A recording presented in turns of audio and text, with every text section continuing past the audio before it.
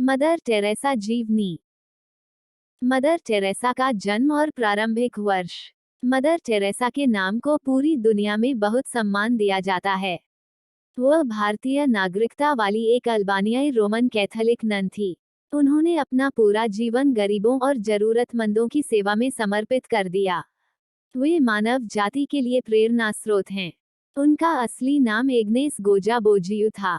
Agnes का जन्म 26 अगस्त 1910 को स्कोप्जे, यूगोस्लाविया अब मैसेडोनिया गणराज्य की राजधानी में हुआ था, लेकिन वह 27 अगस्त को अपना जन्मदिन मानती थी, जिस दिन उनका बपतिस्मा हुआ था। वो एक अल्बानियाई कैथोलिक युगल के 3 बच्चों में सबसे छोटी थी। पिता का नाम निकोला और माता का नाम द्राना फाइल था। पिता एक सफल बिजनेसमैन थे।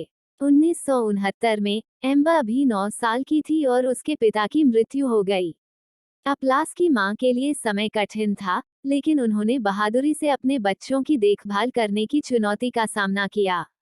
वो कपड़े बेचने और सिलाई का काम करने लगी। उन्होंने बच्चों को अच्छे संस्कार दिए। एस और उनकी बहनें बहुत धार्मिक थीं, वे प्रतिदिन प्रार्थना करती थीं। एग्नेस बचपन से ही मिशनरियों के जीवन से प्रेरित थीं। उनका हृदय अत्यंत पवित्र और दयालु था। एक दिन वह अपनी बहनों और कुछ गरीब बच्चों के साथ सड़क पर खेल रही थी। माँ ने देखा तो अंदर बुलाया और गुस्से से बोली, उन बच्चों के साथ मत खेलो, क्या तुम उनकी तरह गंदे और असभ्य बनना चाहते हो? बहनें चुप रहीं, लेकिन अगसे ने कहा, क्या हम इन बच्चों को अपने जैसा नहीं बना सकते? आपने हमें हमेशा बेसहारा और जरूरतमंदों की मदद करना सिखाया है, तो फिर आज आप हमें उनके साथ खेलने से क्यों रोक रहे हैं? एग्नेस की माँ उठकर बोली, प्रिया, उसने कहा, ठीक है, हमें ऐसे बच्चों की उपेक्षा करने के बजाय उन्हें अपना प्यार और समर्थन देना चाहिए। जब तक एस 12 वर्ष की आयु तक पहुंची, तब तक वह मानव जाति के प्रति अधिक संवेदनशील हो गई थी। वह नन बनना चाहती थी। वह जानती थी कि नन बनना आसान नहीं है। वह यह भी जानती थी कि ननों ने कभी शादी नहीं की और उनका कोई परिवार नहीं था। उन्हें सब कुछ पीछे छोड़ना पड़ता है। यह फैसला लेने से पहले उन्होंने गंभीरता से सोचा। वह रोज अपनी माँ के साथ चर्च जाते थे और दान पुण्य करते थे। 17 वर्ष की आयु में उन्होंने मानवता की सेवा करने का अंतिम निर्णय लिया। उसने भारत में काम कर रहे कैथोलिक मिशनरियों के बारे में बहुत कुछ सुना था। उसने आयरलैंड में लोरेटो ऑर्डर ऑफ नन्स को एक आवेदन भेजा, जो भारत में एक मिशन चलाता है। एग्नेस नन बन गई। सितंबर 1929 में एग्नेस ने 18 साल की उम्र में घर छोड़ दिया और लोरेटो की बहनों में शामिल हो गईं। उन्होंने 6 सप्ताह तक आयरलैंड में लोरेटो का इतिहास पढ़ाया। उन्होंने अंग्रेजी का विशेष प्रशिक्षण भी लिया ताकि वे भारत में स्कूली बच्चों को पढ़ा सकें। एग्नेस 1929 में भारत आई। नन बनने की प्रक्रिया में 2 साल लगे। 24 मई 1931 को उन्होंने नन के रूप में अपनी प्रतिज्ञा ली और सेंट टेरेसा के बाद अपने लिए एक नया नाम लोरेटो नन चुना। तभी से उन्हें सिस्टर टेरेसा कहा जाने लगा। उन्होंने कोलकाता, पूर्व में कलकत्ता में लोरेटो कॉन्वेंट में बच्चों को पढ़ाना शुरू किया। वहां 2 साल बिताने के बाद उन्होंने मई 1937 में अपनी अंतिम शपथ ली।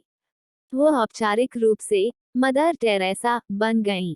वह सेंट मैरी कॉन्वेंट की अभय बन गई और 20 साल तक सेवा की। इसके साथ ही उन्होंने जरूरतमंदों की सेवा भी की। 1943 में बंगाल के सूखे के कारण शहर में पीड़ा, बीमारी और मृत्यु ने जोर पकड़ लिया। 1946 के हिंदू मुस्लिम दंगों की हिंसा से स्थिति और खराब हो गई। मां ने 1948 में भारतीय नागरिकता ले ली और मिशनरीज ऑफ चैरिटी शुरू करने का फैसला किया। उन्होंने अपनी वर्दी के रूप में आसमानी बॉर्डर वाली सफेद धोती को चुना। उस समय नगर निगम की महिला सफाई कर्मचारियों ने एक जैसी वर्दी पहनी थी। मदर टेरेसा पोशाक को चर्च ले गईं और फादर से इसे आशीर्वाद देने के लिए कहा।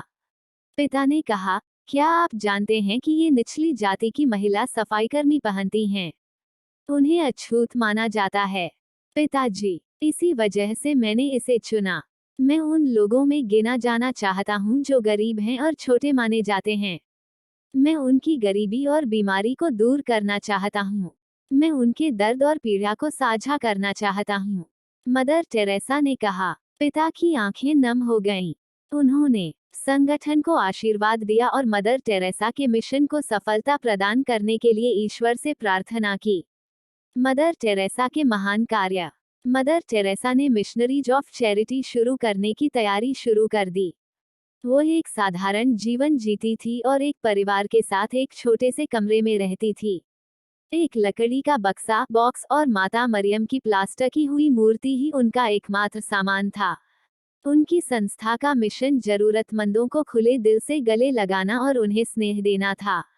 उन्होंने मोती झील के किनारे झुगी झोपड़ियों के बच्चों के लिए स्कूल खोला।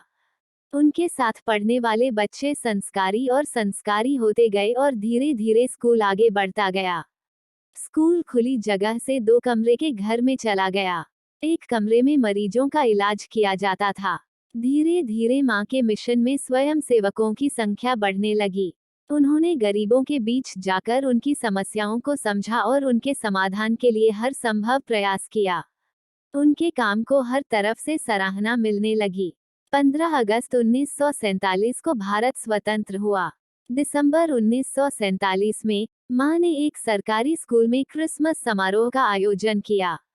वहां मुख्य अतिथि के तौर पर पश्चिम बंगाल की मुख्यमंत्री मौजूद थीं।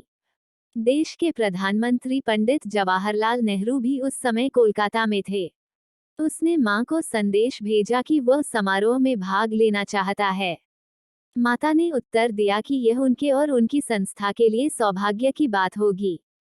पंडित जी ने कार्यक्रम में शिरकत की और माता के कार्यों की प्रशंसा की। उन्होंने संगठन को हर तरह से मदद करने का भी वादा किया। 1950 में एक महिला को उसके बेटे ने उसकी मां के घर छोड़ दिया था क्योंकि वो कूप रक्तपित्त से पीड़ित थी। वह कोढ़ी था, इसलिए उसके पुत्रों ने उसे छोड़ दिया। मां को एहसास हुआ कि बहुत से लोग इस बीमारी से पीड़ित हैं। परिवार अक्सर उन्हें घर से निकाल देता था। मां ने संस्था की अन्य बहनों के सहयोग से टीटागढ़ में कुष्ठ आश्रम खोला। उन्होंने कुष्ठ रोगियों को आवास और भोजन प्रदान किया। बेसहारा और जरूरतमंदों के लिए कई आश्रय स्थल भी खोले गए। सरीनहाट कोलकाता में कालीघाट मंदिर के पास स्थापित किया गया था। अधिकारियों और स्वयंसेवकों की सहायता से भारत के अन्य शहरों में यह कार्य प्रारंभ हुआ।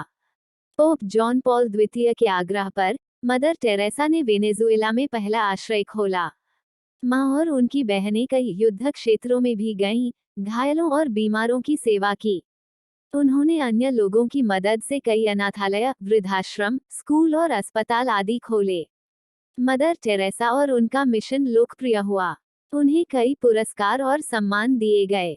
1979 में उन्हें समाज कल्याण के क्षेत्र में उल्लेखनीय योगदान के लिए नोबेल पुरस्कार से सम्मानित किया गया। इसके अलावा उन्हें अपने काम के लिए 50 राष्ट्रीय और अंतर्राष्ट्रीय पुरस्कार मिले। उन्हें भारत और विदेशों में कई पुरस्कारों से सम्मानित किया गया है, जैसे Bharat Ratna, the Leo Tolstoy award, the Magsaysay award, the peace prize, the Kennedy award आदि। मदर टेरेसा के जीवन का अंतिम चरण। 1983 में मदर टेरेसा को दिल का दौरा पड़ा। 1987 में एक और दिल का दौरा पड़ा। उन्होंने मिशनरी अध्यक्ष के पद से इस्तीफा देने की इच्छा व्यक्त की, लेकिन नन नहीं चाहती थी कि वह ऐसा करें। धीरे धीरे उनका स्वास्थ्य बिगड़ने लगा। उन्होंने मार्च 1997 में अपने पद से इस्तीफा दे दिया। 5 सितंबर 1997 को उनका निधन हो गया। उनके निधन पर पूरी दुनिया में शोक मनाया गया। मदर टेरेसा एक जीवित इतिहास थीं। उनकी मृत्यु मानवता के लिए एक बड़ी क्षति थी। उन्होंने दुनिया को प्रेम, शांति और करुणा का संदेश दिया। उनकी महानता के साथ कई घटनाएं जुड़ी हुई हैं। उनके निस्वार्थ कार्य, समर्पण, प्रेम और दया को हमेशा याद किया जाएगा। हम सभी को उनसे प्रेरणा लेनी चाहिए। Thank you for watching.